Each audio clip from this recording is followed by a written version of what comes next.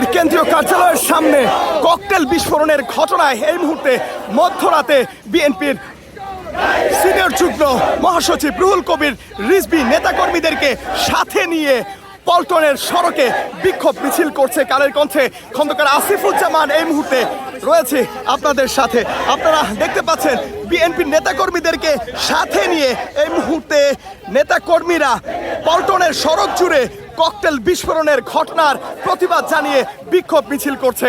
এবং দর্শক আপনাদেরকে জানিয়ে রাখি, প্রবল বৃষ্টির কারণে পল্টনের যে সড়কটি রয়েছে সেই সড়কটি ইতিমধ্যে ডুবে গেছে এবং সেই পানির মধ্য দিয়েই কিন্তু নেতাকর্মীদেরকে সাথে নিয়ে রুহুল কবির রিজভী বিক্ষোভ মিছিলে অংশ নিয়েছেন।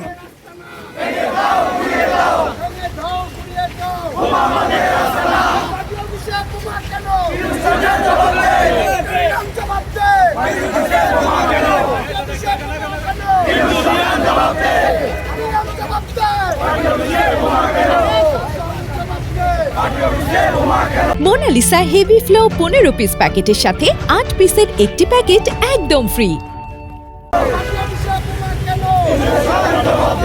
রাত 9:58 নাগাদ পল্টনে বিএনপির কেন্দ্রীয় কার্যালয়ের সামনে ককটেল বিস্ফোরণের ঘটনা হয় এবং পরবর্তীতে রাত 12টা নাগাদ কেন্দ্রীয় কার্যালয়ে এসে উপস্থিত হন বিএনপির রুহুল কবির রিজভী এবং সেখানে সংবাদ সম্মেলনে ঘটনার নিন্দা জানান, প্রতিবাদ জানান এবং তিনি বলেন সরকারের পক্ষ থেকে ব্যবস্থা নেওয়ার কথা তিনি তুলে ধরেন।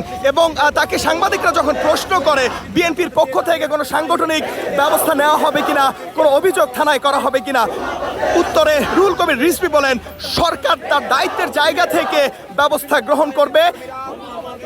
এবং পরবর্তীতে আমরা দেখতে পেয়েছি সংবাদ সম্মেলন শেষ করে নেতাকর্মীদেরকে সাথে নিয়ে এই মুহূর্তে রুহুল কবির রিজভী পল্টনের রাস্তায় বিক্ষোভ মিছিলে নেমেছেন।